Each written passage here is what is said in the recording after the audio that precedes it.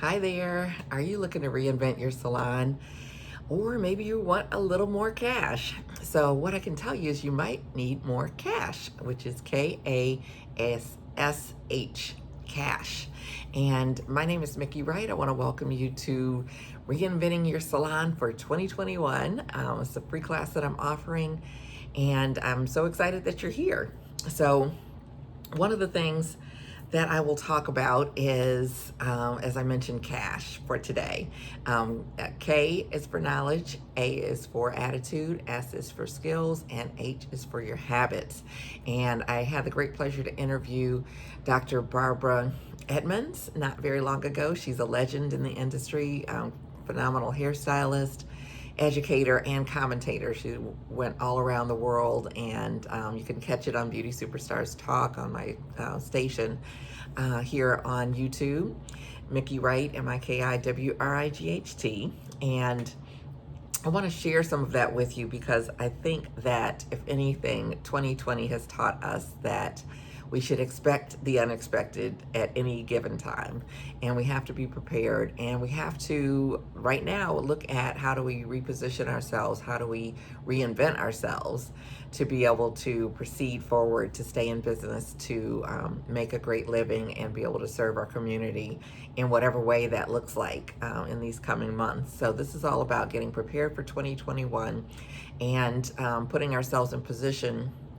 I'm actually a salon business coach, and it helps hairstylists and salon owners to be able to work smarter versus harder, and to help them become six-figure stylists, because I think right now it's no longer optional. We have to up our game if we're going to stay in the game.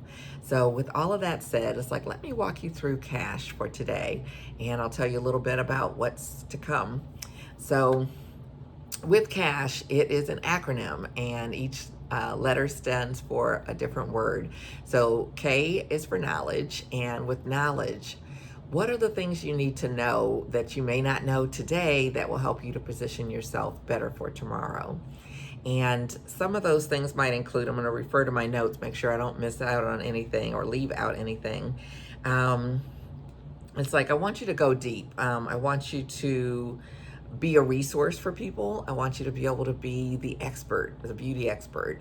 When I was actually styling hair, it was very normal for the hairstylist to be that person that they come to with all of their beauty questions, whether it's something about their skin, whether it's something about, what's going on with their hair, hairstyles, latest trends, all of those things.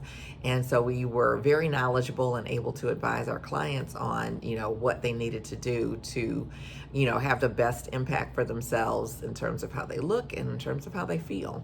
And I think we've gotten away from that. We gave up a lot of it, I think, as people came on YouTube, and there were much more people who were much more able or comfortable speaking on camera, who started sharing and becoming the resource for their clients. I think we have to, again, kind of reposition ourselves, reinvent ourselves to be that expert for our clients. So, like with teaching, it's like you may teach for an hour, but it's like it's 6, 7, 8 hours to be able to prepare for that 1 hour that you're going to deliver. So you've got to go deep on, what do you know about hair color? What do you know about how it affects the hair, how it affects the body, how light or not light can someone go. It's like in your consultations, are you able to analyze the hair? Are you able to advise the client and really stand in the knowledge that you have, instead of being, what I kind of call a pushover? When the client's like, I want this, do you cave in? And I think the more we increase our knowledge, also the more we increase our confidence in terms of what we have to offer. So, on to attitude. Attitude, we all know, is very big, and even more than, kind of staying away from the negative Nellies of the world. How is your attitude? What are you waking up, coming into the salon? Are you on time? Are you prepared? Are you well dressed and looking professional? Right now, of course, cleanliness and sanitizing and almost sterilizing is really key. So have you done all of that? Have you conveyed all of that to your clients so that they feel comfortable? But it's even more than that. So what if someone asks you to do something? Do you go, why did they ask me? And I don't want to do all that. And that's beneath me and all of that. It's like we are in a service industry and we have to check our attitude, sometimes check our ego, and make sure that we're able to fully be of service to the clients that we're here to service, not to necessarily be a servant for, but to be able to provide service for. So kind of think about that, and where's your ego fit in? Where's your attitude fit in? I had a young lady that started with me as an assistant, and before you could actually work on my clients, you had to learn quite a few things: how to greet the client, how to take her coat, how to offer coffee. And, at the time magazines were normal. Um, so, offering them magazines and, kind of getting them geared up for their consultation, for their experience that would happen in the chair. And, she was young and just not feeling like I should have to do all of this.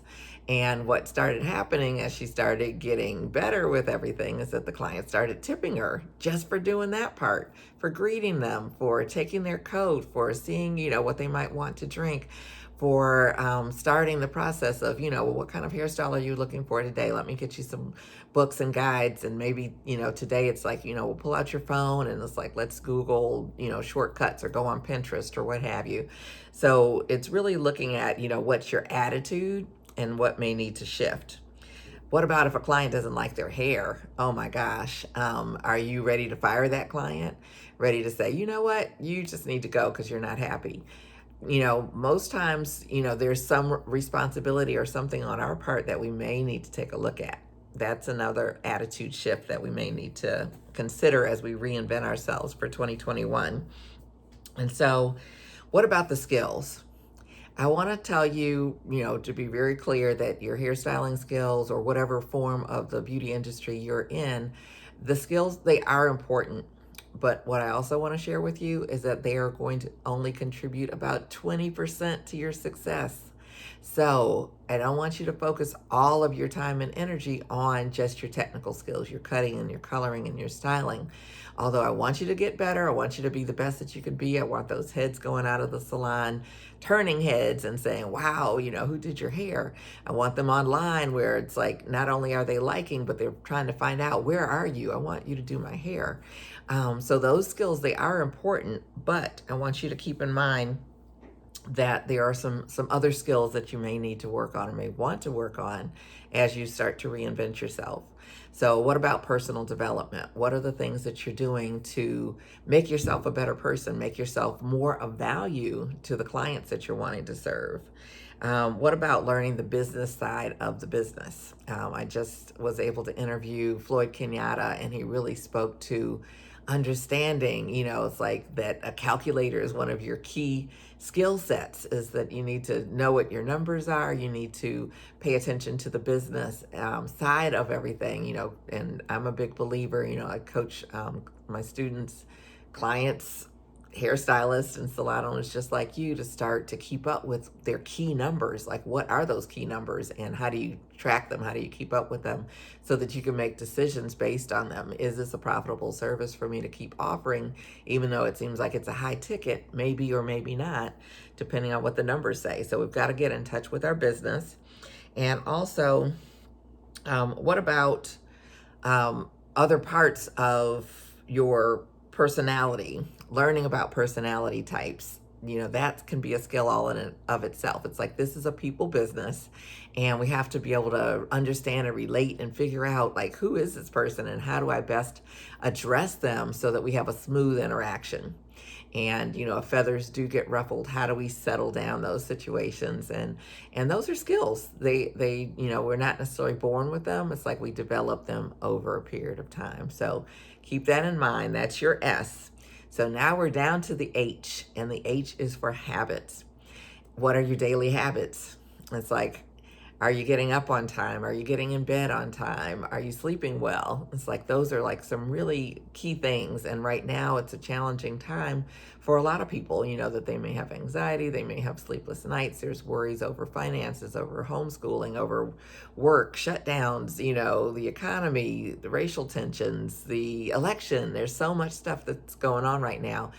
But what can you do in terms of a new habit that might help you to center yourself in the midst of it all? Maybe it's taking a walk daily. Maybe it's spending some time in nature. One of the things that Barbara Edmonds used to ask is like, what does your closet look like? That's the beginning of our day. And so a lot of times we can wake up feeling good, we're raring to go, and then we have that nagging question, what in the world am I going to wear? And you pull this out and you put it on, it's like, oh my gosh, where'd that color stain come from? I can't wear this today. And you take that off and you throw on something else, and it's like, oh my gosh, there's a button missing. And it's like, oh no, my favorite shirt that I thought I was going to wear today is in the laundry. So what can you do with your closet to get it organized, to make sure that what's in there is all ready for you to go, and to get your laundry and everything in place, so when you get up, you just get dressed smoothly and you're out the door. Another habit. And what habit can you work on setting up today that will make your tomorrow better, that will set you up for success for tomorrow? I want you to think about that, and I want you to answer it.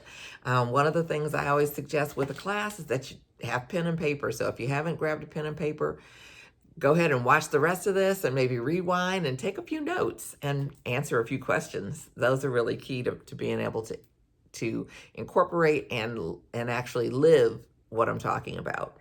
So what I want you to ask as I kind of finish up for today is, what part of K.A.S.H do you need to work on most? Is it your knowledge? Is it your attitude? Is it your skills? Or is it your habits? So think about that and drop it in the comments below and let me know what you're working on, what needs to work on most right now, what you need to work on. So one of the things that I want to do is to invite you is, like, if you are trying to get your finances back on track, I know many of us are, and even if you're on track right now, but you're not sure what's coming ahead, as none of us are, and you want to be better prepared, it's like I actually have a free gift for you at the beautysuperstars.com website. It's beautysuperstars with an S on the end.com. And it's a free gift. It's a video that I did that is 7 steps to financial survival for hairstylist. And it really walks you through some steps that you can take today to kind of calm yourself down about your situation, get a reality check on where you really are, and see, what are some of the things that you can set up to put yourself in a better position for next time, or as we move forward, even today, because the financial stress will get you off kilter with all of the other things that we want to do to reinvent. So again, it's at beautysuperstars.com, and it's 7 steps to financial survival. And it's specifically for hairstylists. So definitely take a look at that. And I want to kind of wrap up for today, but I want to say I will plan to see you tomorrow. And if you've enjoyed this, I invite you to subscribe to the channel. If you haven't already, ring the bell so you won't miss an episode. They'll come out every day or every other day. We'll have 10 segments. And I'm very excited. I'm really going to walk you through, for most of the rest of the time, this book that's called Building Your Clientele 101. Because like I mentioned, everything great starts with a great foundation, and everything great starts with the basics. If you look at great sports teams that win the Super Bowl, that win the basketball championship, we've had the World Series, all of these things, people don't get there by accident. It's like there's more to it than that, and it all starts with being really good at the basics. One of my mentors actually calls it being brilliant at the basics. That's what I want to help you with over these next few days. So drop your comments below. Hopefully this has been helpful for you. Drop what you most need to work on as far as your K.A.S.H, and I will look forward to seeing you tomorrow. Take good care.